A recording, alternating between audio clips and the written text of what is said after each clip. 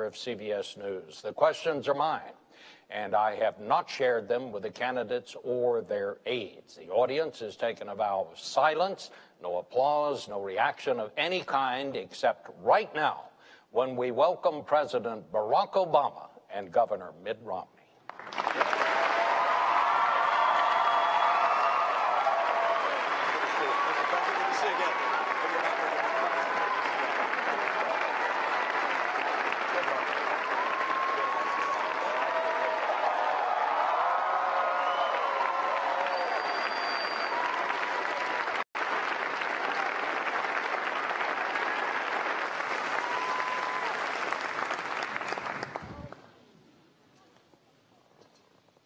Gentlemen, your campaigns have agreed to certain rules, and they are simple. They've asked me to divide the evening into segments. I'll pose a question at the beginning of each segment. You will each have 2 minutes to respond, and then we will have a general discussion until we move to the next segment. Tonight's debate, as both of you know, comes on the 50th anniversary of the night that President Kennedy told the world that the Soviet Union had installed nuclear missiles in Cuba, perhaps the closest we've ever come to nuclear war. And it is a sobering reminder that every president faces at some point an unexpected threat to our national security from abroad. So let's begin. The first segment is the challenge of a changing Middle East and the new face of terrorism. I'm going to put this into 2 segments, so you'll have 2 topic questions within this one segment on that subject. The first question, and it concerns Libya. The controversy over what happened there continues. 4 Americans are dead, including an American ambassador. Questions remain. What happened? What caused it? Was it spontaneous? Was it an intelligence failure? Was it a policy failure? Was there an attempt to mislead people about what really happened? Governor Romney, you said this was an example of an American policy in the Middle East that is unraveling before our very eyes. I'd like to hear each of you give your thoughts on that. Governor Romney, you won the toss. You go first. Thank you, Bob, and thank you for agreeing to moderate this debate this evening. Thank you to Lynn University for welcoming us here. And Mr. President, it's good to be with you again. We were together at a humorous event a little earlier, and it's nice to maybe be funny this time, not on purpose. We'll see what happens. This is obviously an area of great concern to the entire world and to America in particular, which is to see a complete change in the structure and the environment in the Middle East. With the Arab Spring came a great deal of hope that there would be a change towards more moderation, an opportunity for greater participation on the part of women in public life and in economic life in the Middle East. But instead, we've seen in nation after nation a number of disturbing events. Of course, we see in Syria 30,000 civilians having been killed by the military there. We see in Libya an attack apparently by, well, I think we know now, by terrorists of some kind against our people there. 4 people dead. Our hearts and minds go to them. Mali has been taken over, the northern part of Mali, by al-Qaeda-type individuals. We have in Egypt a Muslim Brotherhood president. And so what we're seeing is a pretty dramatic reversal in the kind of hopes we had for that region. And, of course, the greatest threat of all is Iran, 4 years closer to a nuclear weapon. And we're going to have to recognize that we have to do as the president's done. I congratulate him on taking out Osama bin Laden and going after the leadership in al-Qaeda. But we can't kill our way out of this mess. We're going to have to put in place a very comprehensive and robust strategy to help the world of Islam and other parts of the world reject this radical violent extremism, which is, it's certainly not on the run. It's certainly not hiding. This is a group that is now involved in 10 or 12 countries, and it presents an enormous threat to our friends, to the world, to America long term, and we must have a comprehensive strategy to help reject this kind of extremism. Mr. President. Well, my first job as Commander-in-Chief, Bob, is to keep the American people safe, and that's what we've done over the last 4 years. We ended the war in Iraq, refocused our attention on those who actually killed us on 9/11. And as a consequence, al-Qaeda's core leadership has been decimated. In addition, we're now able to transition out of Afghanistan in a responsible way, making sure that Afghans take responsibility for their own security. And that allows us also to rebuild alliances and make friends around the world to combat future threats. Now, with respect to Libya, as I indicated in the last debate, when we received that phone call, I immediately made sure that, number one, we did everything we could to secure those Americans who were still in harm's way. Number two, that we would investigate exactly what happened. And number three, most importantly, that we would go after those who killed Americans and we would bring them to justice. And that's exactly what we're going to do. But I think it's important to step back and think about what happened in Libya. And keep in mind that I and Americans took leadership in organizing an international coalition that made sure that we were able to, without putting troops on the ground, at the cost of less than what we spent in 2 weeks in Iraq, liberate a country that had been under the yoke of dictatorship for 40 years, got rid of a despot who had killed Americans. And as a consequence, despite this tragedy, you had tens of thousands of Libyans after the events in Benghazi marching and saying, America is our friend. We stand with them. Now, that represents the opportunity we have to take advantage of. And Governor Romney, I'm glad that you agree that we have been successful in going after al-Qaeda. But I have to tell you that your strategy previously has been one that has been all over the map and is not designed to keep Americans safe or to build on the opportunities that exist in the Middle East. Well, my strategy is pretty straightforward, which is to go after the bad guys, to make sure we do our very best to interrupt them, to kill them, to take them out of the picture. But my strategy is broader than that. That's important, of course. But the key that we're going to have to pursue is a pathway to get the Muslim world to be able to reject extremism on its own. We don't want another Iraq. We don't want another Afghanistan. That's not the right course for us. The right course for us is to make sure that we go after the people who are leaders of these various anti-American groups and these jihadists, but also help the Muslim world. And how do we do that? The group of Arab scholars came together, organized by the UN, to look at how we can help the world reject these terrorists. And the answer that they came up with was this: one, more economic development. We should key our foreign aid, our direct foreign investment, and that of our friends. We should coordinate it to make sure that we push back and give them more economic development. Number two, better education. Number three, gender equality. Number four, the rule of law. We have to help these nations create civil societies. But what's been happening over the last couple of years is, as we've watched this tumult in the Middle East, this rising tide of chaos occur, you see al-Qaeda rushing in, you see other jihadist groups rushing in, and they're throughout many nations in the Middle East. It's wonderful that Libya seems to be making some progress despite this terrible tragedy. But next door, of course, we have Egypt. Libya, 6 million population. Egypt, 80 million population. We want to make sure that we're seeing progress throughout the Middle East, with Mali now having North Mali taken over by al-Qaeda, with Syria having Assad continuing to assassinate, or to kill, to murder his own people. This is a region in tumult. And, of course, Iran, on the path to a nuclear weapon. We've got real problems in the region. But let's give the president a chance. Governor Romney, I'm glad that you recognize that al-Qaeda is a threat. Because a few months ago, when you were asked what's the biggest geopolitical threat facing America, you said Russia. Not al-Qaeda. You said Russia. In the 1980s are now calling to ask for their foreign policy back because the Cold War has been over for 20 years.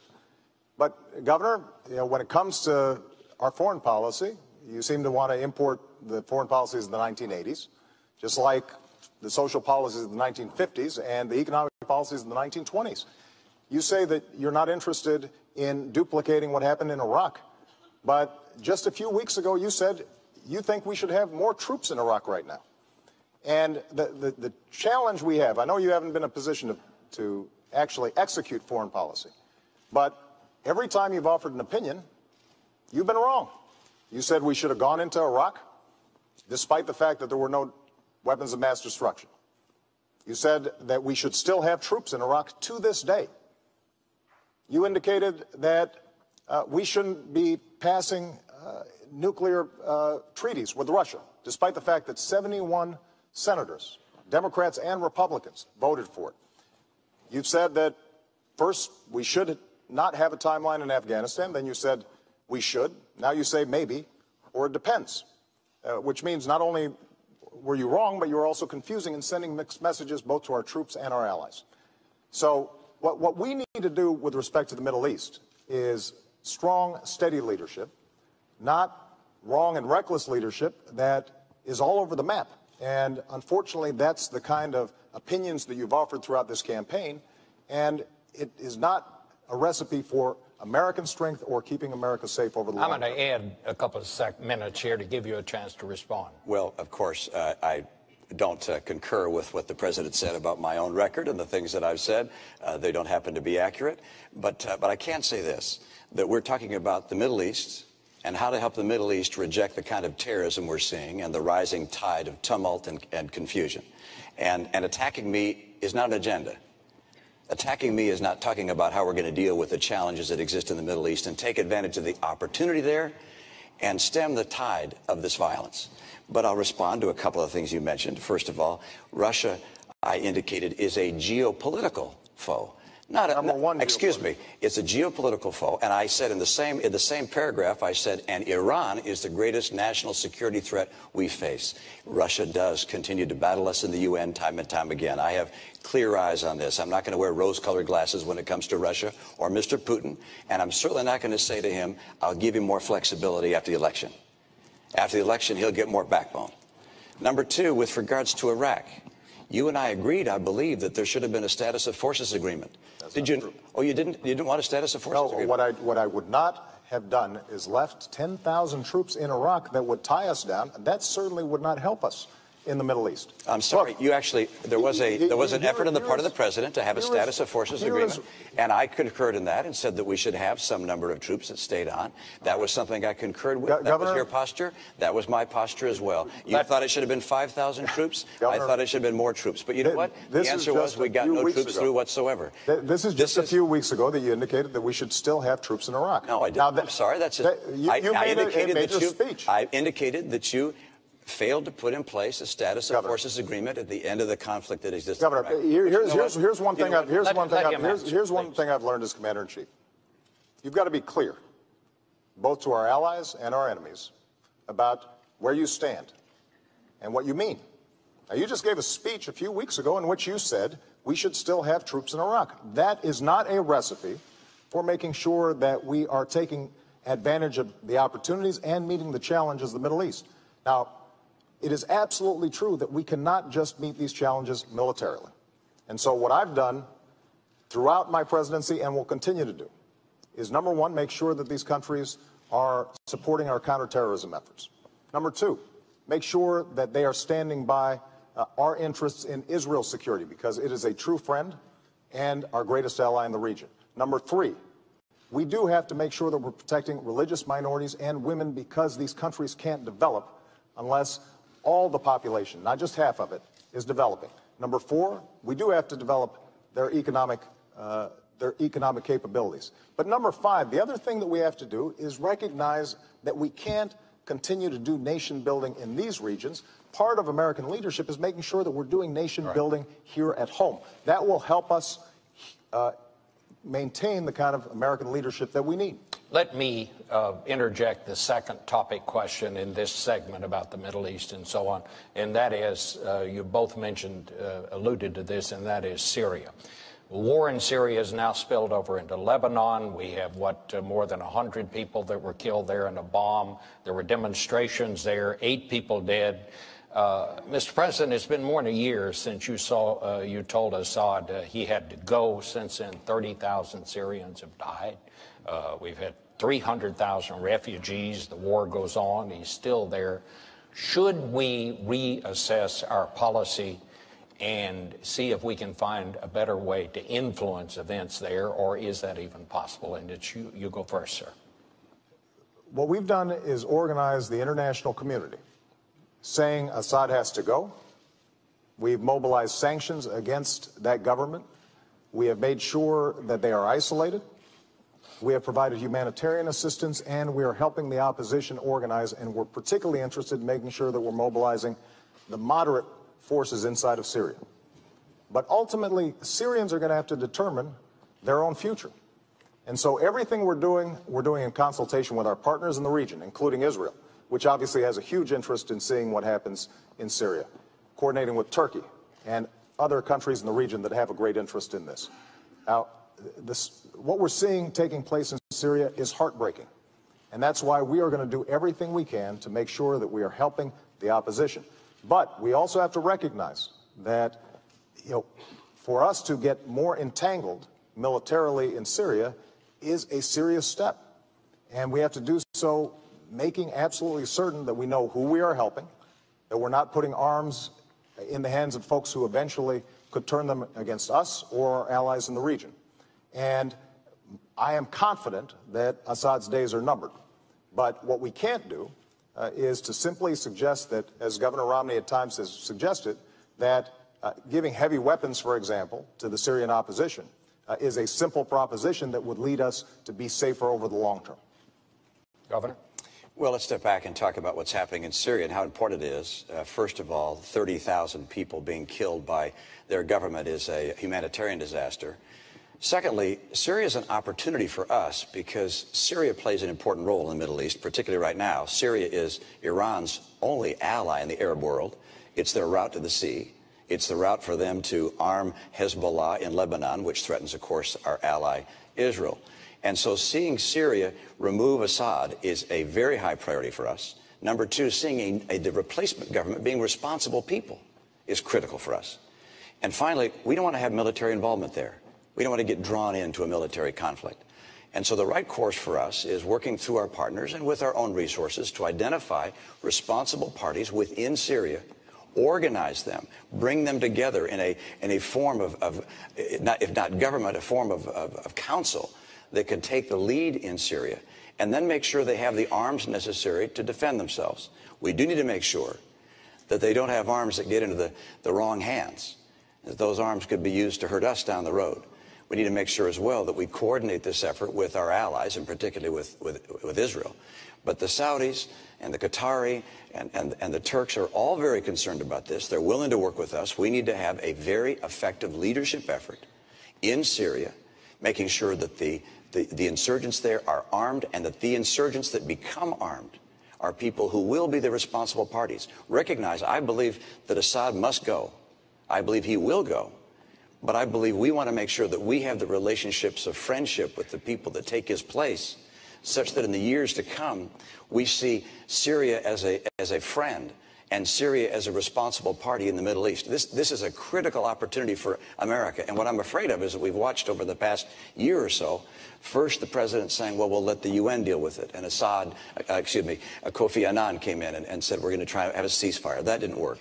Then it looked to the Russians and said, let's see if you can do something. We should be playing the leadership role there, not on the ground with military. All right. But play the leadership role. We are playing the leadership role. We organized the Friends of Syria. We are mobilizing humanitarian support and support for the opposition. And we are making sure that those we help are those who will be friends of ours in the long term and friends of our allies in the region over the long term. But going back to Libya, because this is an example of how we make choices. When we went into Libya and we were able to immediately stop the massacre there because of the unique circumstances and the coalition that we had helped to organize, we also had to make sure that Muammar Gaddafi didn't stay there.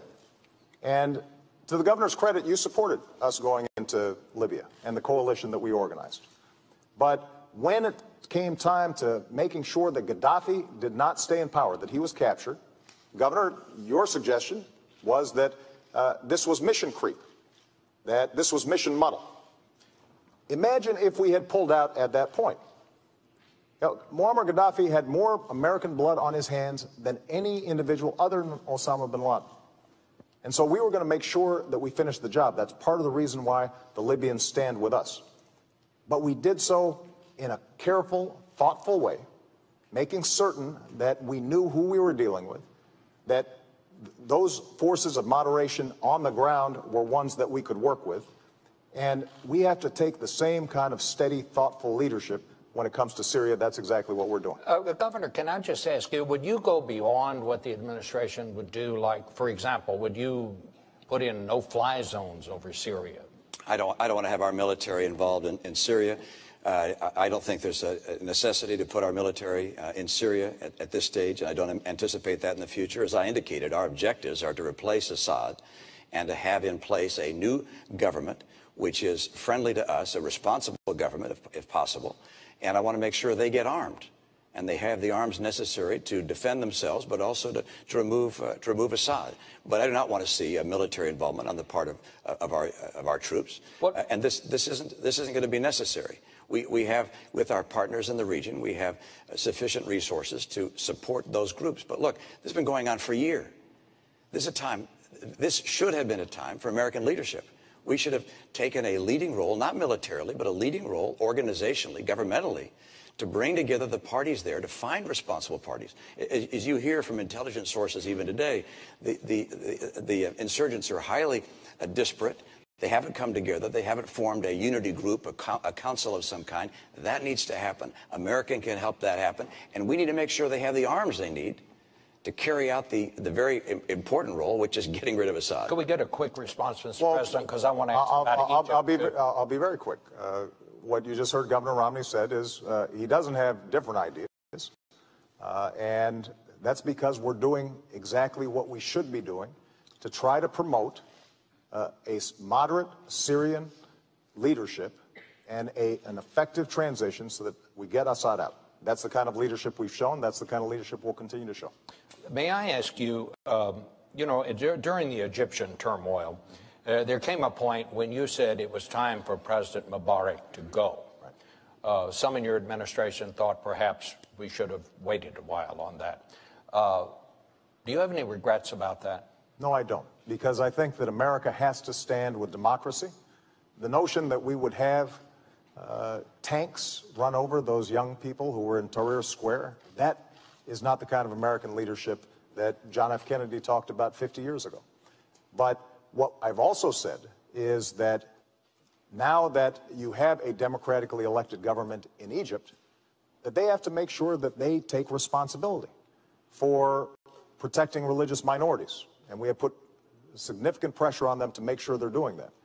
To recognize the rights of women, which is critical throughout the region. These countries can't develop if young women are not given the kind of education that they need. They have to abide by their treaty with Israel. That is a red line for us, because not only is Israel's security at stake, but our security is at stake if that unravels. They have to make sure that they're cooperating with us when it comes to counterterrorism, and we will help them with respect to developing their own economy, because ultimately what's going to make the Egyptian revolution successful for the people of Egypt, but also for the world, is if those young people who gathered there are seeing opportunities. Their aspirations are similar to young people's here. They want jobs. They want to be able to make sure their kids are going to a good school. They want to make sure that they have a roof over their heads and that they have the prospects of a better life in the future. And so one of the things that we've been doing is, for example, organizing entrepreneurship conferences with these Egyptians to give them a sense of how they can start rebuilding their economy in a way that's non-corrupt, that's transparent. But what is also important for us to understand is that for America to be successful in this region, there's some things that we're going to have to do here at home as well.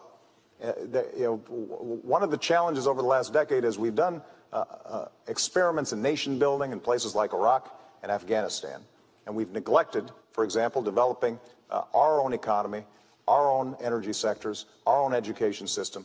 And it's very hard for us to project leadership around the world when we're not doing what we need to do. Governor Romney, I want to hear your response to that, but I would just ask you, would you have stuck with Mubarak? No, I believe, as the president indicated and said at the time, that I supported his action there. I felt that I wish we'd have had a better vision of the future. I wish that looking back at the beginning of the president's term and even further back than that we'd have recognized that there was a growing energy and passion for freedom in that part of the world, and that we would have worked more aggressively with our friend and with other friends in the region to have them make the transition towards a more representative form of government, such that it didn't explode in the way it did. But once it exploded, I felt the same as the president did, which is these freedom voices and the streets of Egypt were the people who were speaking of our principles, and President Mubarak had done things which were unimaginable, and the idea of him crushing his people was not something that we could possibly support. Let me step back and talk about what I think our mission has to be in the Middle East and even more broadly, because our purpose is to make sure the world is peaceful. We want a peaceful planet. We want people to be able to enjoy their lives and know they're going to have a bright and prosperous future and not be at war. That's our purpose. And the mantle of leadership for promoting the principles of peace has fallen to America. We didn't ask for it, but it's an honor that we have it. But for us to be able to promote those principles of peace requires us to be strong. And that begins with a strong economy here at home. And unfortunately, the economy is not stronger. When the president of Iran, Ahmadinejad, says that our debt makes us not a great country, that's a frightening thing. The former chief of the Joint Chiefs of Staff said that, Admiral Mullen, said that our debt is the biggest national security threat we face. We have weakened our economy. We need a strong economy. We need to have as well a strong military. Our military is second to none in the world. We're blessed with terrific soldiers and extraordinary technology and intelligence. But the idea of $1 trillion in cuts through sequestration and budget cuts to the military would change that. We need to have strong allies. Our association and connection with our allies is essential to America's strength. We're the great nation that has allies, 42 allies and friends around the world. And finally, we have to stand by our principles. And if we're strong in each of those things, American influence will grow. But unfortunately, nowhere in the world is America's influence greater today than it was 4 years ago. All right. And that's because we've become weaker on each of those four dimensions. Perfect. You're going to get a chance to respond to that, because that's a perfect segue into our next segment, and that is, what is America's role in the world? And that is the question.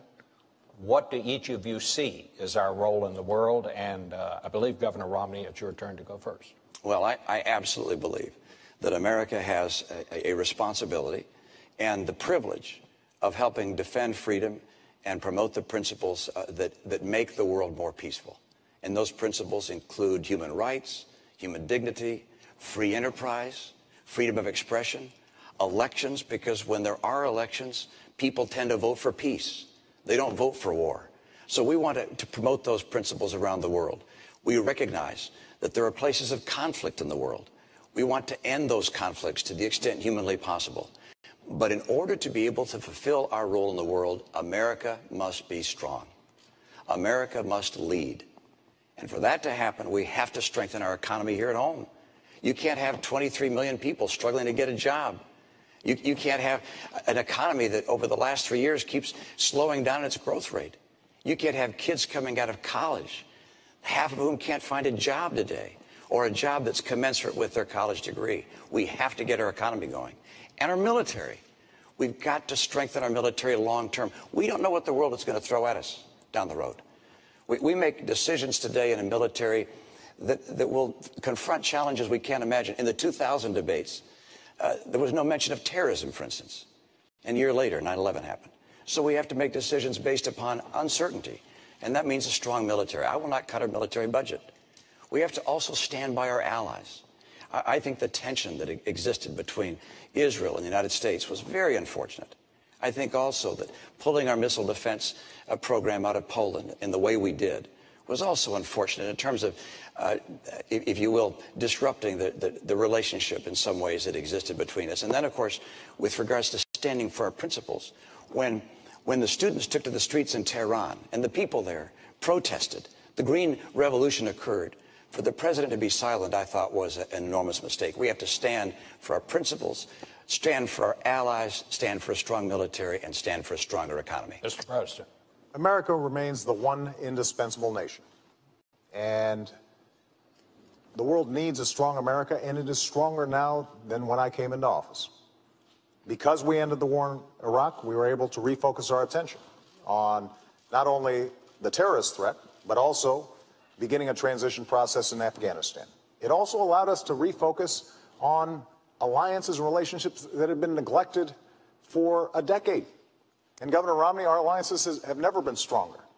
In Asia, in Europe, in Africa, with Israel, where we have unprecedented military and intelligence cooperation, including dealing with the Iranian threat.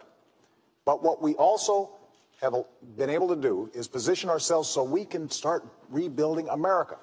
And that's what my plan does.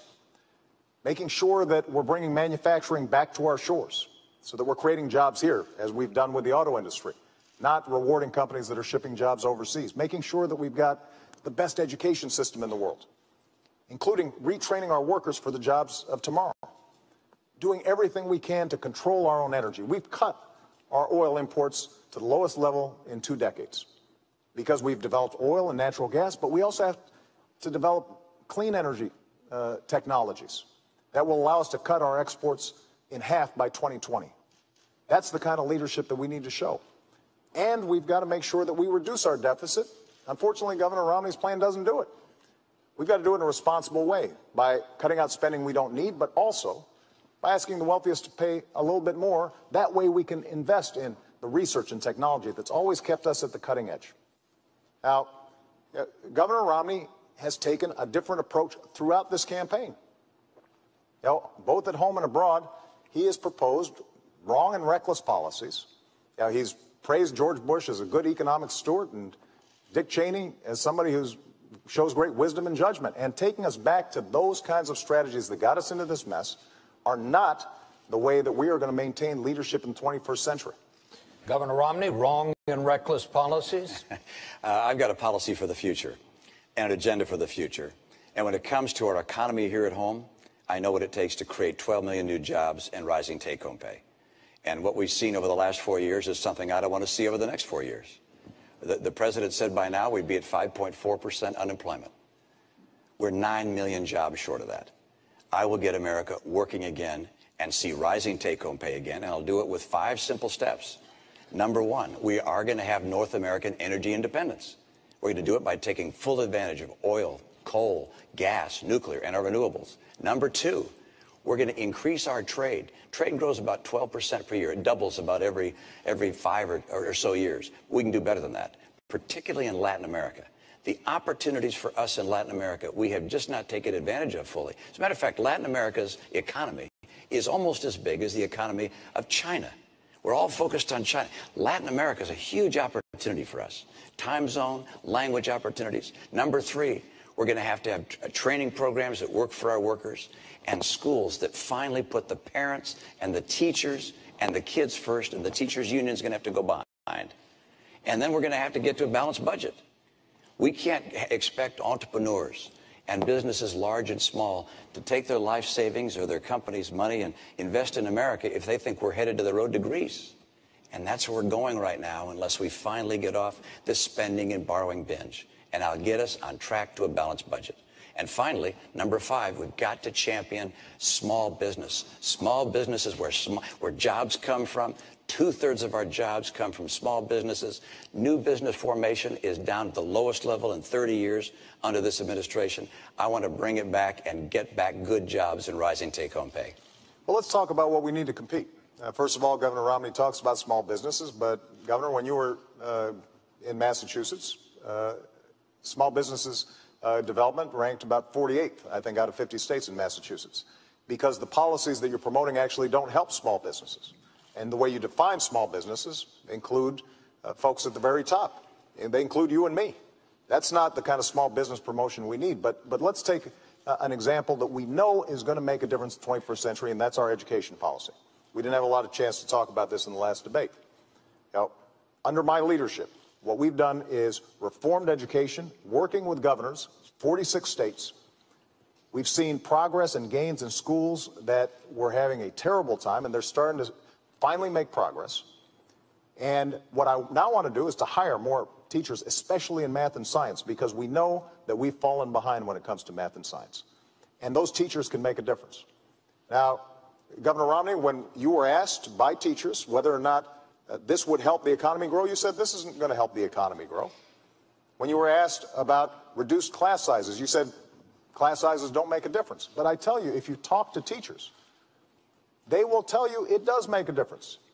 And if we've got math teachers who are able to provide the kind of support that they need for our kids, that's what's going to determine whether or not the new businesses are created here, companies are going to locate here depending on whether we've got the most highly skilled workforce, And the kinds of budget proposals that you've put forward, when we don't ask either you or me to pay a dime more in terms of reducing the deficit, but instead we slash support for education, that's undermining our long-term competitiveness. That is not good for America's position in the world, and the world notices. Let me get back to foreign policy. Can I just get back? Well, I need to speak a moment, if you okay. let me, Bob, just about education, because okay. I'm so proud of the state that I had the chance to be governor of. We have every 2 years tests that look at how well our kids are doing. Fourth graders and eighth graders are tested in English and math. While I was governor, I was proud that our fourth graders came out #1 of all 50 states in English, and then also in math. And our eighth graders, #1 in English, and also in math. First time one state had been #1 in all 4 measures. How do we do that? Well, Republicans and Democrats came together on a bipartisan basis to put in place education principles that focused on having great teachers in the classroom. 10 years and earlier, that was what allowed us to become the #1 state in the nation. But that was 10 years before you took office. Absolutely. And then you cut education spending when you came into office. And we kept our schools #1 in the nation. They're still #1 today. All right. And the principles that we put in place, we also gave kids not just a graduation exam that determined whether they were up to the skills needed to be able to compete, but also if they graduated the top quarter of their class, they got a 4-year tuition-free ride at any Massachusetts public institution of higher learning. That happened before you came into office. That was actually mine, Mr. President. You got that fact wrong. I want to try to shift it because we have heard some of this in the other debates.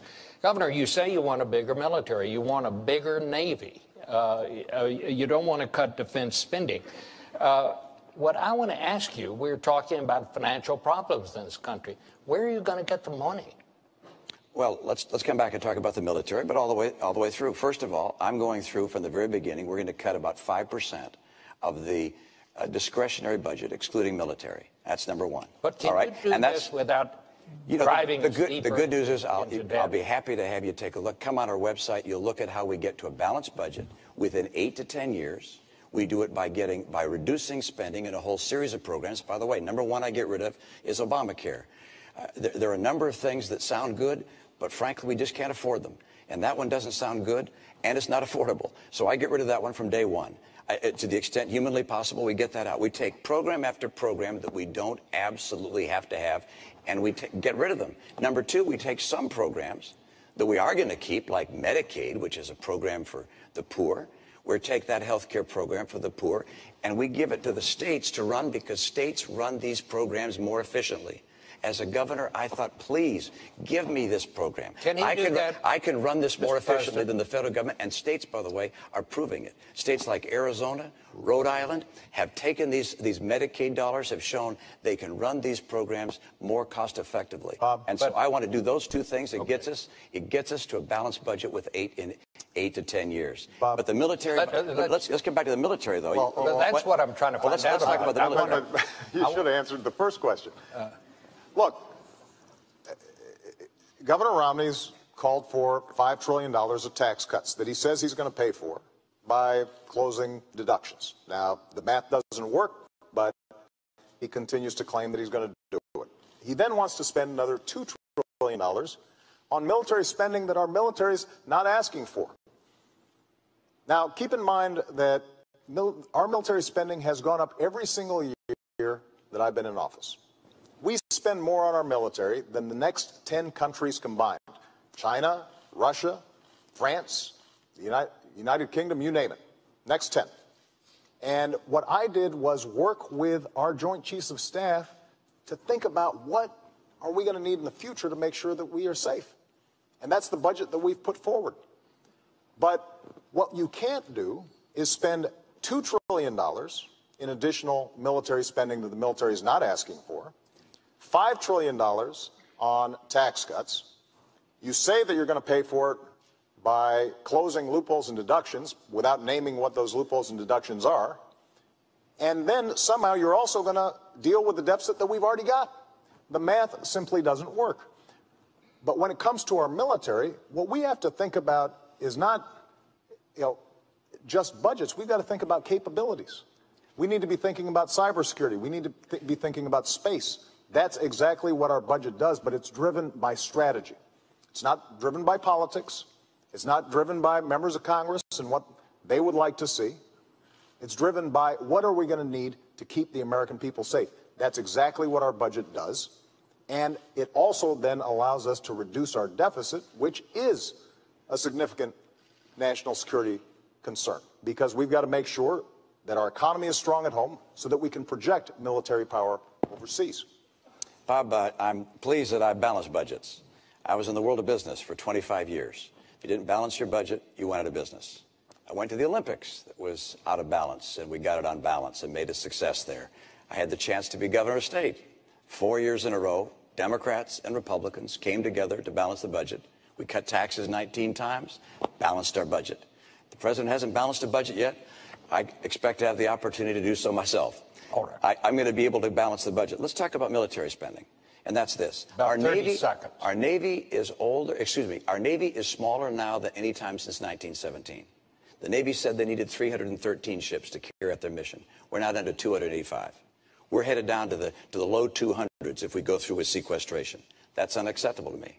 I want to make sure that we have the ships that are required by our Navy. Our Air Force is older and smaller than any time since it was founded in 1947.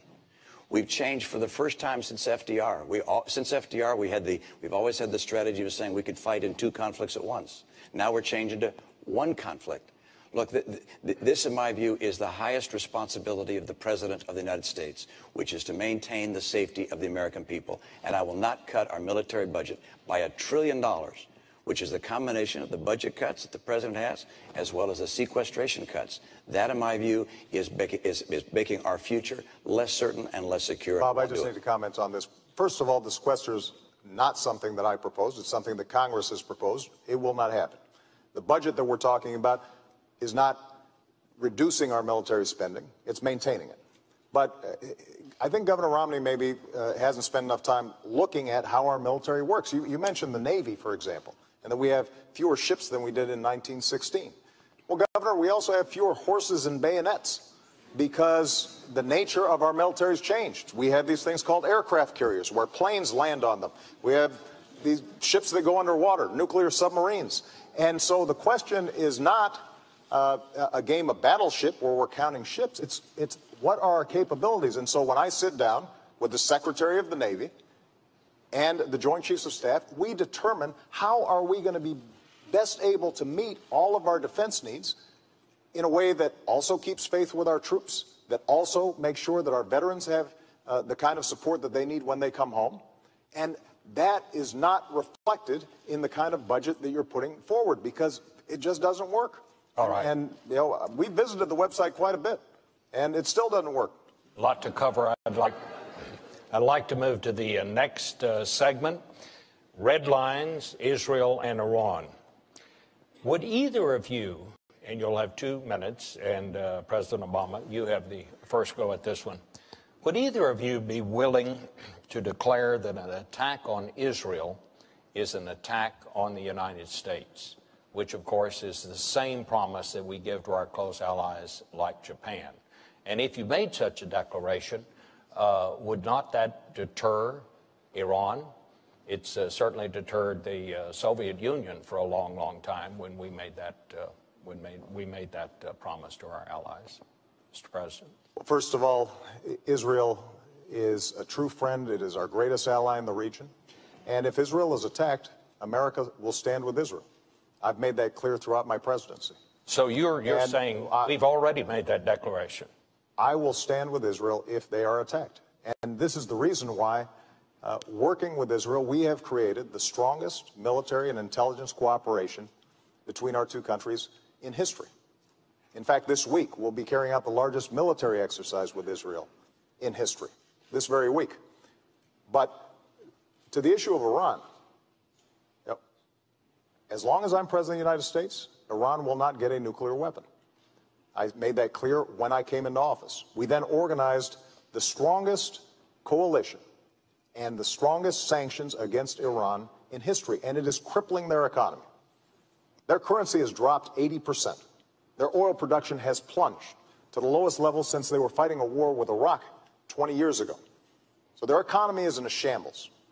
And the reason we did this is because a nuclear Iran is a threat to our national security and it's a threat to Israel's national security. We cannot afford to have a nuclear arms race in the most volatile region of the world. Iran's a state sponsor of terrorism, and for them to be able to provide nuclear technology to non-state actors, that's unacceptable. And they have said that they want to see Israel wiped off the map. So the work that we've done with respect to sanctions now offers Iran a choice. They can take the diplomatic route and end their nuclear program, or they will have to face a united world and a United States president, me, who said we're not going to take any options off the table. The disagreement I have with Governor Romney is that during the course of this campaign, he's often talked as if we should take premature military action. I think that would be a mistake, because when I've sent young men and women into harm's way, I always understand that that is the last resort, not the first resort. 2 minutes. Well, first of all, I want to underscore the same point the president made, which is that if I'm president of the United States, when I'm president of the United States, we will stand with Israel. And if Israel is attacked, we have their back, not just diplomatically, not just culturally, but militarily. That's number one. Number two, with regards to Iran and the threat of Iran, there's no question but that a nuclear Iran, a nuclear-capable Iran, is unacceptable to America. It presents a threat not only to our friends, but ultimately a threat to us, to have Iran have nuclear material, nuclear weapons that could be used against us or to be threatening to us. It's also essential for us to understand what our mission is in Iran, and that is to dissuade Iran from having a nuclear weapon through peaceful and diplomatic means. And crippling sanctions are something I called for 5 years ago when I was in Israel speaking at the Herzliya conference. I laid out 7 steps. Crippling sanctions were number one, and they do work. You're seeing it right now in the economy. It's absolutely the right thing to do to have crippling sanctions. I'd have put them in place earlier, but it's good that we have them. Number two, something I would add today is I would tighten those sanctions. I would say that ships that carry Iranian oil can't come into our ports. I imagine the EU would agree with us as well. Not only ships couldn't, I'd say companies that are moving their oil can't, people who are trading in their oil can't. I would tighten those sanctions further. Secondly, I'd take on diplomatic isolation efforts. I'd make sure that Ahmadinejad is indicted under the Genocide Convention. His words amount to genocide incitation. I would indict him for it. I would also make sure that their diplomats are treated like the pariah they are around the world, the same way we treated the apartheid diplomats of South Africa. We need to increase pressure time and time again on Iran, because anything other than a solution to this which stops this nuclear folly of theirs is unacceptable to America. And of course, a military action is the last resort. It is something one would only consider if all of the other avenues had been tried to their full extent. Let me ask both of you. As you know, there are reports that Iran and the United States, as part of an international group, have agreed in principle to talks about Iran's nuclear program. What is the deal, if there are such talks? What is the deal that you would accept, Mr. President? Well, first of all, those are reports in the newspaper. They are not true. But our goal is to get Iran to recognize it needs to give up its nuclear program and abide by the UN resolutions that have been in place, because they have the opportunity to re-enter the community of nations. And we would welcome that. There are people in Iran who have the same aspirations as people all around the world for a better life. And we hope that their leadership takes the right decision. But the deal we'll accept is they end their nuclear program. It's very straightforward. And I'm glad that Governor Romney agrees with the steps that we're taking. There have been times, Governor, frankly, during the course of this campaign where it sounded like you thought that you'd do the same things we did, but you'd say them louder, and somehow that would make a difference. And it turns out that the work involved in setting up these crippling sanctions is painstaking. It's meticulous. We started from the day we got into office, and the reason it was so important, and this is a testament to how we've restored American credibility and strength around the world, is we had to make sure that all the countries participated, even countries like Russia and China. Because if it's just us that are imposing sanctions, we've had sanctions in place for a long time.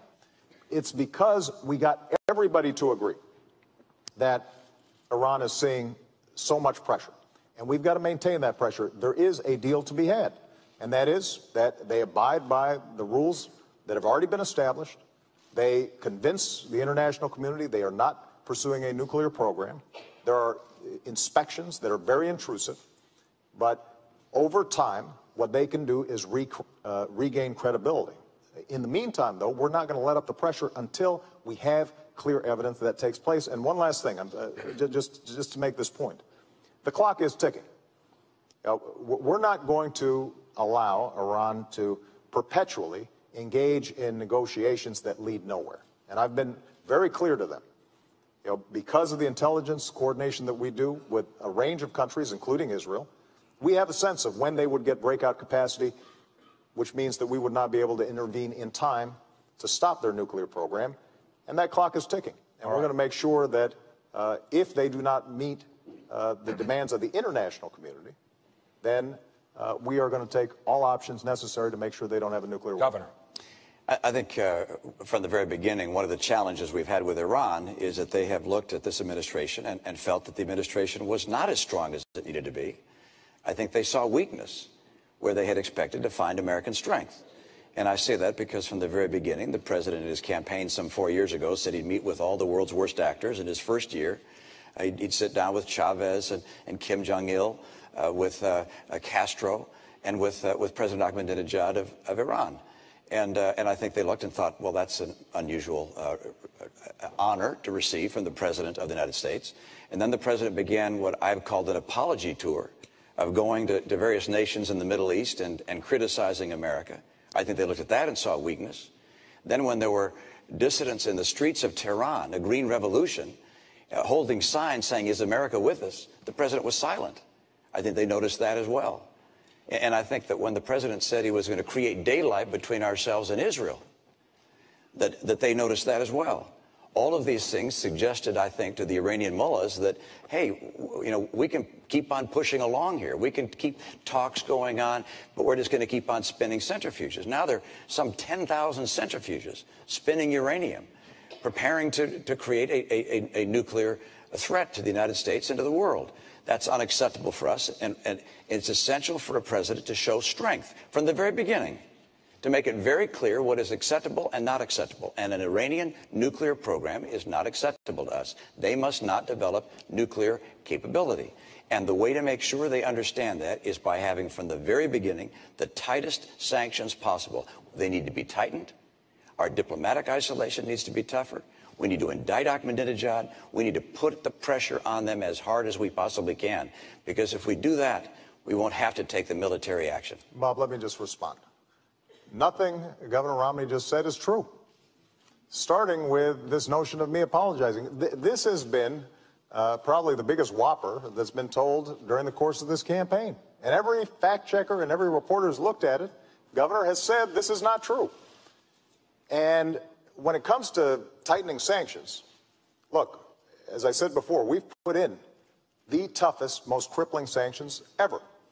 And the fact is, while we were coordinating an international coalition to make sure these sanctions were effective, you were still invested in a Chinese state oil company that was doing business with the Iranian oil sector. So I'll let the American people decide, judge, who's going to be more effective and more credible when it comes to imposing crippling sanctions. And with respect to our attitude about the Iranian Revolution, I was very clear about the murderous activities that had taken place, and that was contrary to international law and everything that civilized people stand for. And so the strength that we have shown in Iran is shown by the fact that we've been able to mobilize the world. When I came into office, the world was divided.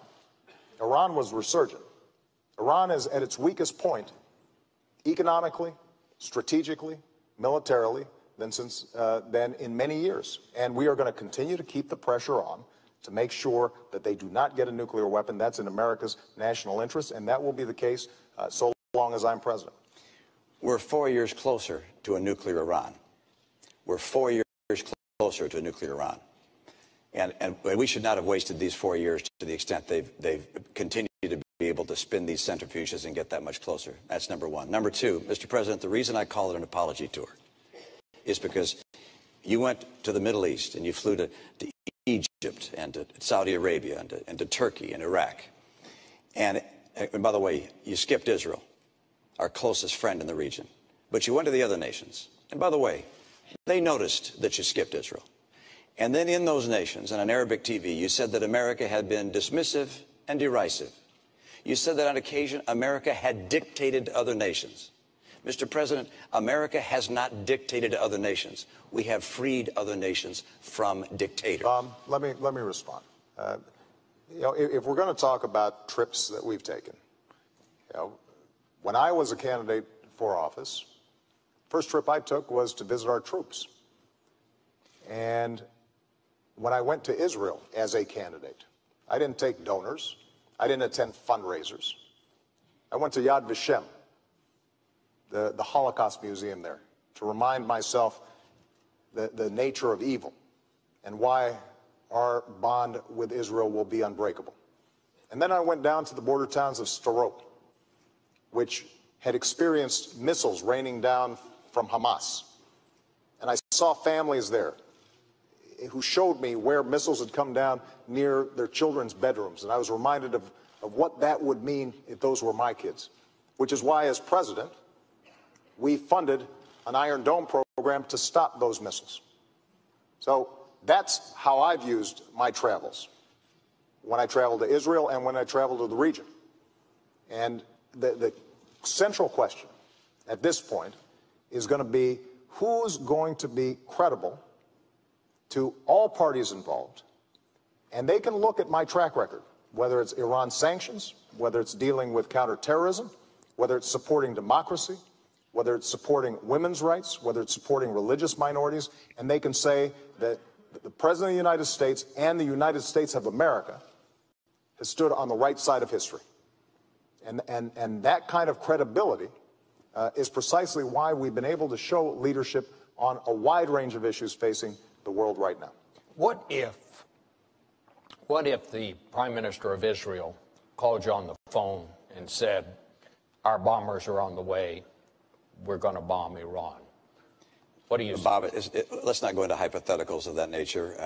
Our relationship with Israel, my relationship with the Prime Minister of Israel is such that we would not get a call saying our bombers are on the way or their fighters are on the way.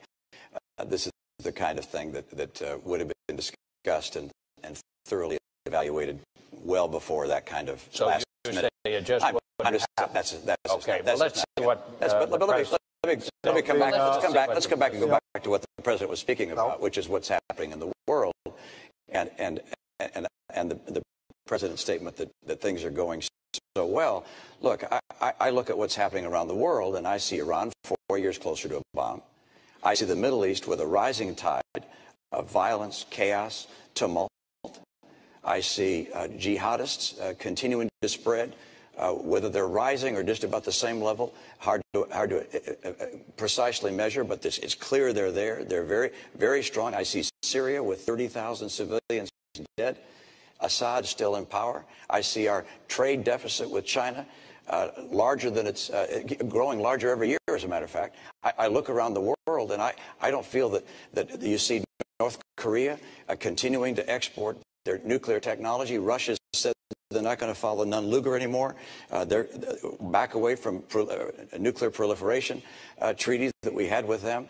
I look around the world. I don't see our influence growing around the world. I see our influence receding, in part because of the failure of the president to deal with our economic challenges at home, in part because of our withdrawal from our commitment to our military in the way I think it ought to be, in part because of the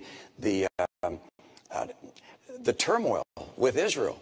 I mean, the president received a letter from 38 Democrat senators saying the tensions with Israel were a real problem. They asked him, please repair the tension. Democrat senators, please repair the damage in his own party. Governor, the problem is that on a whole range of issues, whether it's the Middle East, whether it's Afghanistan, whether it's Iraq, whether it's now Iran, you've been all over the map. I mean, I'm pleased that you now are endorsing our policy of applying diplomatic pressure and potentially having bilateral discussions with the Iranians to end their nuclear program. But just a few years ago, you said that's something you'd never do. In the same way that you initially opposed a timetable in Afghanistan. Now you're for it, although it depends. In the same way that you say you would have ended the war in Iraq, but recently gave a speech saying that we should have 20,000 more folks in there. The same way that you said that it was mission creep to go after Gaddafi. When it comes to going after Osama bin Laden, you said, well, any president would make that call. But when you were a candidate in 2008, as I was, and I said if I got bin Laden in our sights, I would take that shot, you said we shouldn't move heaven and earth to get one man. And you said we should ask Pakistan for permission. And if we had asked Pakistan for permission, we would not have gotten him. And it was worth moving heaven and earth to get him. You know, after we killed bin Laden, I was at Ground Zero for a memorial and talked to a young woman who was 4 years old when 9/11 happened. And the last conversation she had with her father was him calling from the Twin Towers, saying, Peyton, I love you and I will always watch over you. And for the next decade, she was haunted by that conversation. And she said to me, you know, by finally getting bin Laden, that brought some closure to me. And when we do things like that, when we bring those who have harmed us to justice, that sends a message to the world, and it tells Peyton that we did not forget her father. All right. And I make that point because that's the kind of clarity of leadership, and those decisions are not always popular. Those decisions generally are not poll tested. And even some in my own party, including my current vice president, had the same critique as you did. But what the American people understand is that I look at what we need to get done to keep the American people safe and to move our interests forward, and I make those decisions. All right. Let's go, and that leads us, this takes us right to the next segment, Governor. America's longest war, Afghanistan and Pakistan. Bob, Governor, you get to go first. Okay, but you can't have the president just lay out a whole series of items without giving me a chance to with respect, sir, you had laid out quite a program there. Well, that's probably true. We'll give you. We'll agree. We'll catch you up. The United States is scheduled to turn over responsibility for security in Afghanistan to the Afghan government in 2014. At that point, we will withdraw our combat troops, leave a smaller force of Americans, if I understand our policy, in Afghanistan for training purposes. It seems to me the key question here is, what do you do if the deadline arrives and it is obvious the Afghans are unable to handle their security? Do we still leave? And I believe, Governor Romney, you go first. Well, we're going to be finished by 2014. And when I'm president, we'll make sure we bring our troops out by the end of 2014. The commanders and the generals there are on track to do so. We've seen progress over the past several years. The surge has been successful, and the training program is proceeding apace. There are now a large number of Afghan security forces, 350,000, that are ready to step in to provide security, and we're going to be able to make that transition by the end of 2014. So our troops will come home at that point. I can tell you at the same time that we will make sure that we look at what's happening in Pakistan and recognize that what's happening in Pakistan is going to have a major impact on the success in Afghanistan. And I say that because I know a lot of people just feel like we should just brush our hands and walk away. And I don't mean you, Mr. President, but some people in our nation feel that Pakistan isn't being nice to us and that we should just walk away from them. But Pakistan is important to the region, to the world, and to us, because Pakistan has 100 nuclear warheads, and they're rushing to build a lot more. They'll have more than Great Britain sometime in the relatively near future. They also have the Haqqani network and the Taliban existent within their country. And so a Pakistan that falls apart, becomes a failed state, would be of extraordinary danger to Afghanistan and to us. And so we're going to have to remain helpful in encouraging Pakistan to move towards a more stable government and rebuild a relationship with us. And that means that our aid that we provide to Pakistan is going to have to be conditioned upon certain benchmarks being met. So for me, I look at this as both a need to help move Pakistan in the right direction and also to get Afghanistan to be ready, and they will be ready by the end of 2014. Mr. President. When I came into office, we were still bogged down in Iraq, and Afghanistan had been drifting for a decade. We ended the war in Iraq, refocused our attention on Afghanistan, and we did deliver a surge of troops. That was facilitated in part because we had ended the war in Iraq. And we are now in a position where we have met many of the objectives that got us there in the first place. Part of what had happened is we'd forgotten why we had gone. We went because there were people who were responsible for 3,000 American deaths. And so we decimated al-Qaeda's core leadership in the border regions between Afghanistan and Pakistan. We then started to build up Afghan forces. And we're now in a position where we can transition out, because there's no reason why Americans should die when Afghans are perfectly capable of defending their own country. Now, that transition has to take place in a responsible fashion. We've been there a long time, and we've got to make sure that we and our coalition partners are pulling out responsibly and giving Afghans the capabilities that they need. But what I think the American people recognize is after a decade of war, it's time to do some nation building here at home. And what we can now do is free up some resources to, for example, put Americans back to work, especially our veterans, rebuilding our roads, our bridges, our schools, making sure that our veterans are getting the care that they need when it comes to post-traumatic stress disorder and traumatic brain injury, making sure that the certifications that they need for good jobs of the future are in place. You know, I was having lunch with a veteran in Minnesota who had been a medic dealing with the most extreme circumstances. When he came home and he wanted to become a nurse, he had to start from scratch.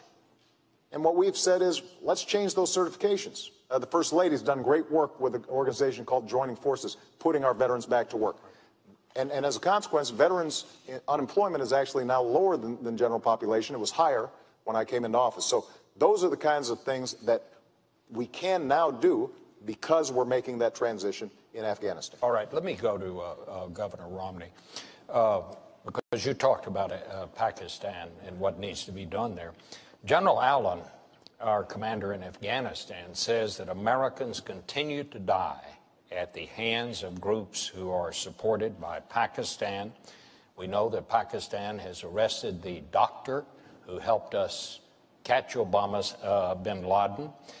It still provides safe haven for terrorists, yet we continue to give Pakistan billions of dollars.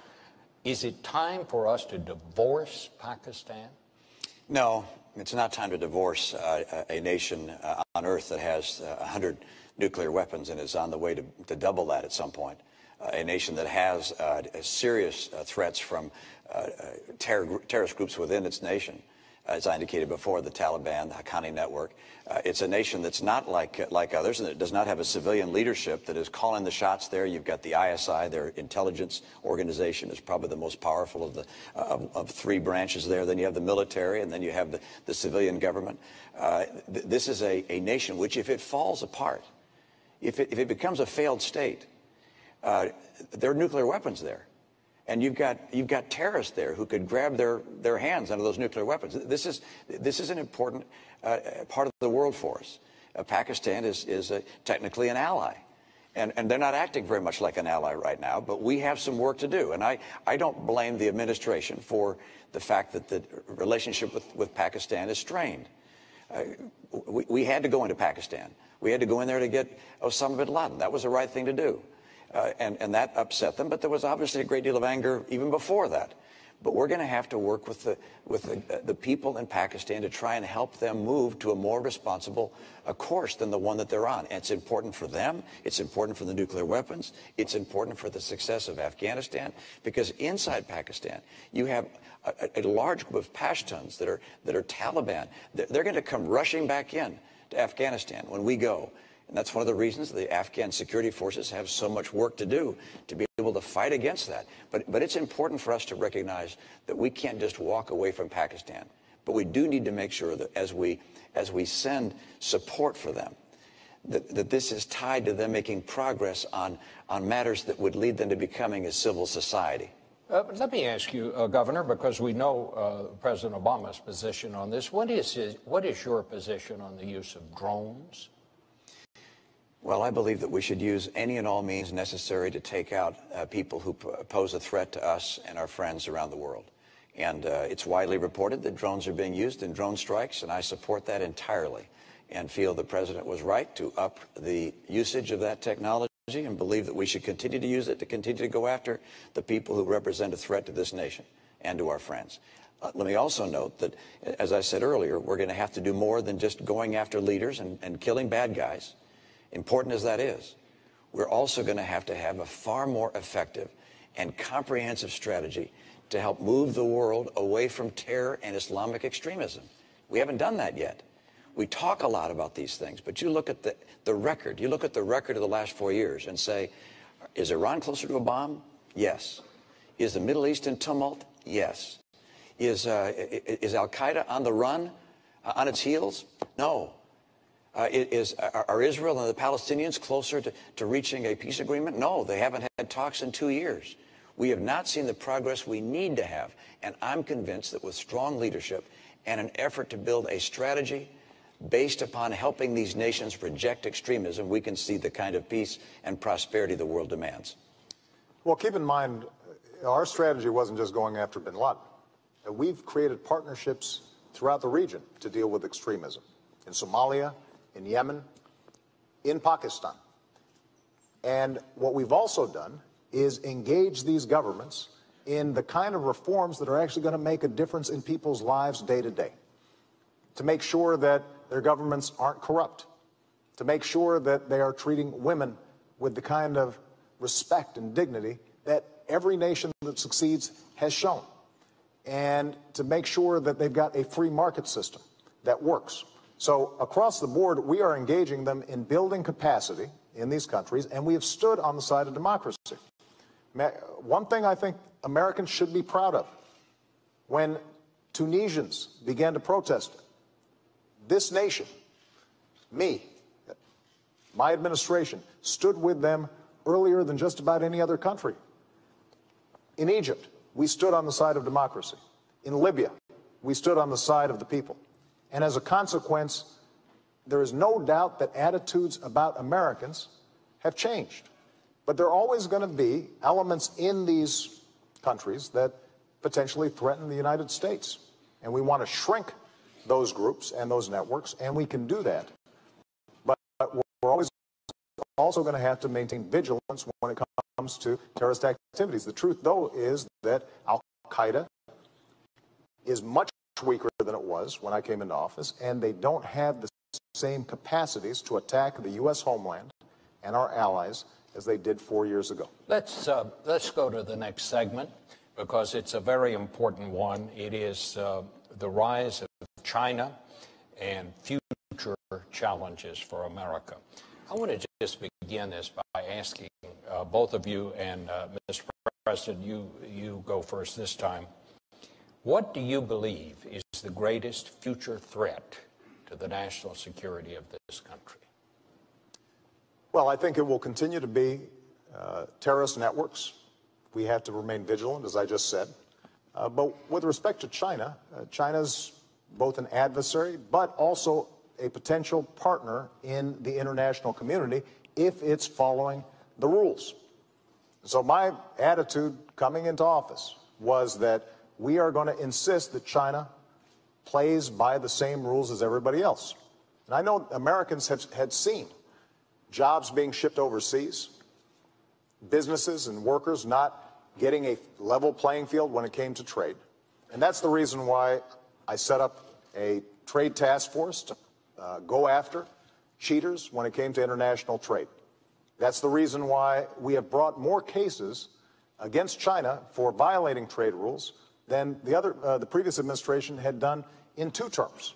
And we've won just about every case that we filed that has been decided. In fact, just recently, steel workers in Ohio and throughout the Midwest, Pennsylvania, are in a position now to sell steel to China because we won that case. We had a tire case in which they were flooding us with cheap domestic tires or cheap Chinese tires. And we put a stop to it. And as a consequence, saved jobs throughout America. Now, I have to say that Governor Romney criticized me for being too tough in that tire case. Said this wouldn't be good for American workers and that it would be protectionist. But I tell you, those workers don't feel that way. They feel as if they had finally an administration who was going to take this issue seriously. Over the long term, in order for us to compete with China, we've also got to make sure, though, that we're taking care of business here at home. If we don't have the best education system in the world, if we don't continue to put money into research and technology that will allow us to create great businesses here in the United States, that's how we lose the competition. And unfortunately, Governor Romney's budget and his proposals would not allow us to make those investments. All right. Governor. Well, first of all, it's not government that makes business successful. It's not government investments that make businesses grow and hire people. Let me also note that the greatest threat that the world faces, the greatest national security threat, is a nuclear Iran. Let's talk about China. China has an interest that's very much like ours in one respect, and that is they want a stable world. They don't want war. They don't want to see protectionism. They don't want to see the world break out into various forms of chaos because they have to manufacture goods and put people to work. They have about 20 million people coming out of the farms every year, coming into the cities, needing jobs. So they want the economy to work and the world to be free and open. And so we can be a partner with China. We don't have to be an adversary in any way, shape, or form. We can work with them. We can collaborate with them if they're willing to be responsible. Now, they look at us and say, is it a good idea to be with America? How strong are we going to be? How strong is our economy? They look at the fact that we owe them $1 trillion and owe other people $16 trillion in total, including them. They look at our decision to cut back on our military capabilities. $1 trillion. The Secretary of Defense called these $1 trillion of cuts to our military devastating. It's not my term. It's the President's own Secretary of Defense called them devastating. They look at America's commitments around the world and they see what's happening and they say, well, okay, is America going to be strong? And the answer is yes. If I'm president, America will be very strong. We'll also make sure that we have trade relations with China that work for us. I've watched year in and year out as companies have shut down and people have lost their jobs because China has not played by the same rules, in part by holding down artificially the value of their currency. It holds down the prices of their goods. It means our goods aren't as competitive and we lose jobs. That's got to end. They're making some progress. They need to make more. That's why on day one, I will label them a currency manipulator, which allows us to apply tariffs where they're taking jobs. They're stealing our intellectual property, our patents, our designs, our technology, hacking into our computers, counterfeiting our goods. They have to understand. We want to trade with them. We want a world that's stable. We like free enterprise, but you got to play by the rules. Well, Governor, let me just ask you, if you declare them a currency manipulator on day one, some people are saying you're just going to start a trade war with China on day one. Isn't there a risk that that could happen? Well, they sell us about this much stuff every year, and we sell them about this much stuff every year. So it's pretty clear who doesn't want a trade war. And there's one going on right now, which we don't know about. It's a silent one, and they're winning. We have enormous trade imbalance with China, and it's worse this year than last year, and it's worse last year than the year before.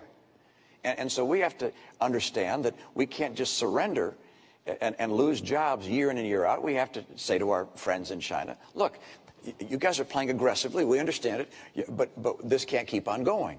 You can't keep on holding down the value of your currency, stealing our intellectual property, counterfeiting our products, selling them around the world, even into the United States. I was with one company that makes valves in process industries. And they said, look, we were having some valves coming in that were broken, and we had to repair them under warranty. And we looked them up, and they had our serial number on them. And then we noticed that there was more than one with that same serial number. There were counterfeit products being made overseas with the same serial number as a U.S. company, the same packaging. These were being sold into our market and around the world as if they were made by the U.S. competitor. This can't go on. I want a great relationship with China. China can be our partner. But that doesn't mean they can just roll all over us and steal our jobs on an unfair basis. Well, Governor Romney is right. You are familiar with jobs being shipped overseas because you invested in companies that were shipping jobs overseas. And, you're right. I mean, you're right. I mean, that's how our free market works. But I've made a different bet on American workers. If we had taken your advice, Governor Romney, about our auto industry, we'd be buying cars from China instead of selling cars to China. If we take your advice with respect to how we change our tax code so that companies that earn profits overseas don't pay U.S. taxes compared to companies here that are paying taxes, that's estimated to create 800,000 jobs. The problem is they won't be here. They'll be in places like China. And if we're not making investments in education and basic research, which is not something that the private sector is doing at a sufficient pace right now and has never done, then we will lose the lead in things like clean energy technology. Now, with respect to what we've done with China already, U.S. exports have doubled since I came into office to China. And actually, currencies are at their most advantageous point for U.S. exporters since 1993. We absolutely have to make more progress, and that's why we're going to keep on pressing. And when it comes to our military and Chinese security, part of the reason that we were able to pivot to the Asia-Pacific region after having ended the war in Iraq and transitioning out of Afghanistan is precisely because this is going to be a massive growth area in the future. And we believe China can be a partner, but we're also sending a very clear signal that America is a Pacific power, that we are going to have a presence there. We are working with countries in the region to make sure, for example, that ships can pass through, that commerce continues. And we're organizing trade relations with countries other than China so that China starts feeling more pressure about meeting basic international standards. That's the kind of leadership we've shown in the region. That's the kind of leadership that we'll continue to show. I just want to take one of those points. Again, attacking me is not talking about an agenda for getting more trade and opening up more jobs in this country. But the president mentioned the auto industry and that somehow I would be in favor of jobs being elsewhere. Nothing could be further from the truth. I'm a son of Detroit. I was born in Detroit. My dad was head of a car company. I like American cars. And I would do nothing to hurt the U.S. auto industry. My plan to get the industry on its feet when it was in real trouble was not to start writing checks. It was President Bush that wrote the first checks. I disagree with that. I said these companies need to go through a managed bankruptcy. And in that process, they can get government help and government guarantees, but they need to go through bankruptcy to get rid of excess cost and the debt burden that they'd built up. And fortunately, Governor Romney, the president took what you said. Fortunately, you can take a look. You can take a look Governor at the op-ed. Romney, you did look at the op-ed. You did not say that you would provide governor help. I said that we would provide guarantees, and that was what was able to allow these companies to go through bankruptcy, to come out of bankruptcy. Under no circumstances would I do anything other than to help this industry get on its feet. And the idea that has been suggested that I would liquidate the industry, of course not. Of course not. Let's check the record. That's the height of silliness. I have never said I would liquidate the industry. Governor, I want to keep the industry Detroit, going don't forget. and thriving. And that's why I have the kind of commitment to make sure that our industries in this country can compete and be successful. We in this country can compete successfully with anyone in the world, and we're going to. We're going to have a president, however, that doesn't think that somehow the government investing in car companies like Tesla and Fisker making electric battery cars. This is not research, Mr. President. These are the government investing in companies, investing in Solyndra. This is a company. This isn't basic research. I want to invest in research. Research is great. Providing funding to universities and think tanks, great. But investing in companies? Absolutely not. Governor, that's the wrong way to go. I'm still speaking. Well, so I want to make sure that we make America more competitive, and that we do those things that make America the most attractive place in the world for entrepreneurs, innovators, businesses to grow. But you're investing in companies doesn't do that. In fact, it makes it less likely for them to come here, Governor, because the private sector is not going to invest in a solar company. I'm happy to respond. If you're investing in government money, it's someone else's. Look, I think anybody out there can check the record. Governor Romney, you keep on trying to airbrush history here.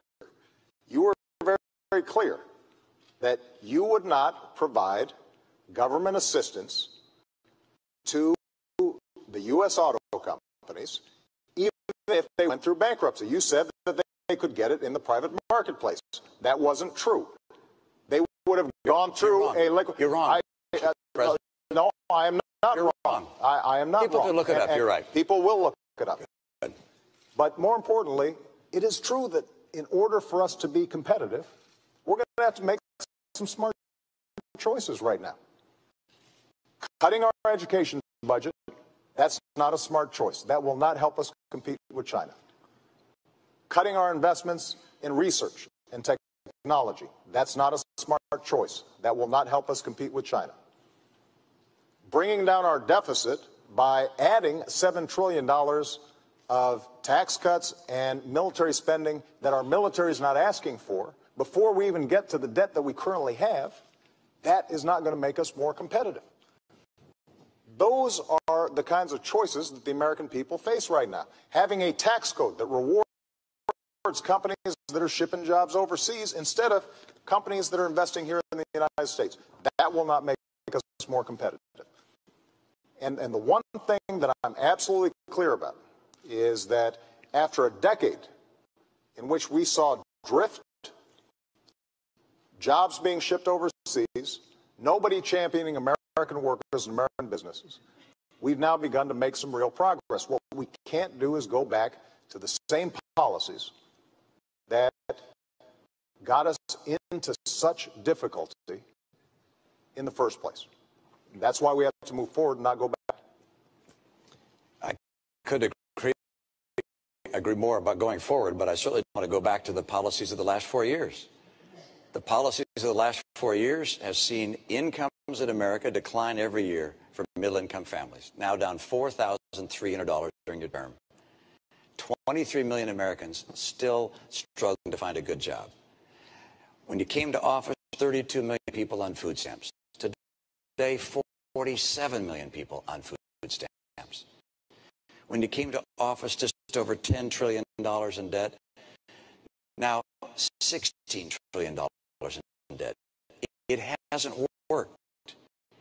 You said by now we'd be at 5.4% unemployment. We're 9 million jobs short of that. I've met some of those people. I've met them in Appleton, Wisconsin. I met a young woman in Philadelphia who's coming out of college, can't find work. Ann was with someone just the other day that was just weeping about not being able to get work. It's just a tragedy in a nation so prosperous as ours that these last 4 years have been so hard. And that's why it's so critical that we make America once again the most attractive place in the world to start businesses, to build jobs, to grow the economy. And that's not going to happen by just hiring teachers. Look, I love teachers. And I'm happy to have states and communities that want to hire teachers do that. By the way, I don't like to have the federal government start pushing its way deeper and deeper into our schools. Let the states do that. I was a governor. The federal government didn't hire our teachers. Governor. But I love teachers. But I want to get our private sector growing, and I know how to do it. I think we all love teachers. Gentlemen, thank you so much for a very vigorous debate. We have come to the end. It is time for closing statements. I believe you're first, Mr. President. Well, thank you very much, Bob, Governor Romney, and to Lynn University. You've now heard 3 debates, months of campaigning, and way too many TV commercials. And now you've got a choice. Over the last 4 years, we've made real progress digging our way out of policies that gave us 2 prolonged wars, record deficits, and the worst economic crisis since the Great Depression. Governor Romney wants to take us back to those policies. Foreign policy that's wrong and reckless, economic policies that won't create jobs, won't reduce our deficit, but will make sure that folks at the very top don't have to play by the same rules that you do. And I've got a different vision for America. I want to build on our strengths. And I put forward a plan to make sure that we're bringing manufacturing jobs back to our shores by rewarding companies and small businesses that are investing here, not overseas. I want to make sure we've got the best education system in the world, and we're retaining our workers for the jobs of tomorrow. I want to control our own energy by developing oil and natural gas, but also the energy sources of the future. Yes, I want to reduce our deficit by cutting spending that we don't need, but also by asking the wealthy to do a little bit more so that we can invest in things like research and technology that are the key to a 21st century economy. As Commander-in-Chief, I will maintain the strongest military in the world, keep faith with our troops, and go after those who would do us harm. But after a decade of war, I think we all recognize we've got to do some nation building here at home, rebuilding our roads, our bridges, and especially caring for our veterans who sacrificed so much for our freedom. We've been through tough times, but we always bounce back because of our character, because we pull together.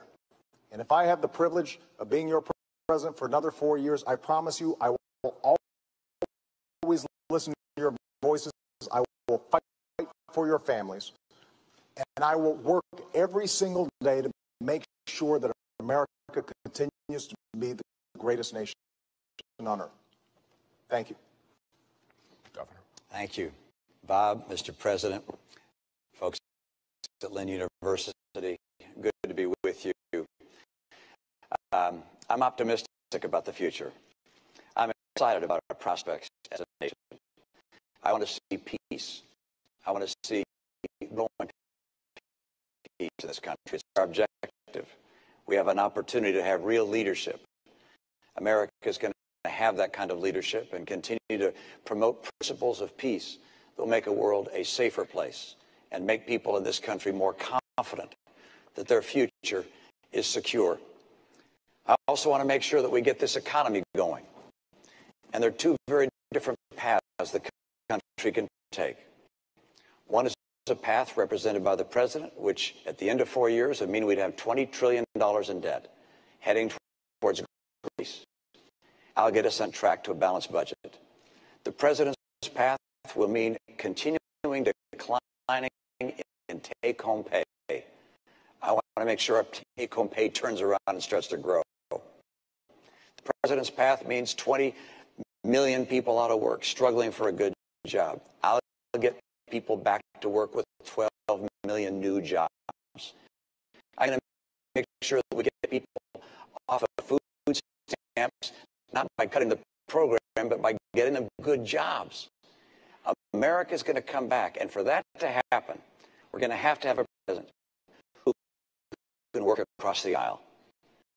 I was in a state where my legislature was 87% Democrat.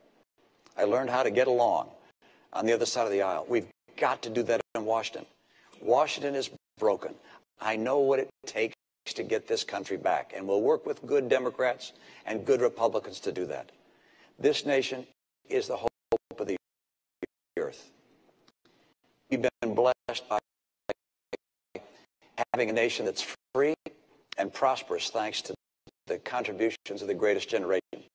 They've held a torch for the world to see, a torch of freedom and hope and opportunity. Now it's our turn to take that torch. I'm convinced we'll do it. We need strong leadership. I'd like to be that leader with your support. I'll work with you. I'll lead you in an open and honest way. And I ask for your vote. I'd like to be the next president of the United States to support and help this great nation and to make sure that we all together maintain America as the hope of the earth. Thank you so much. Gentlemen, thank you both so much. That brings an end to this year's debates, and we want to thank Lynn University and its students for having us.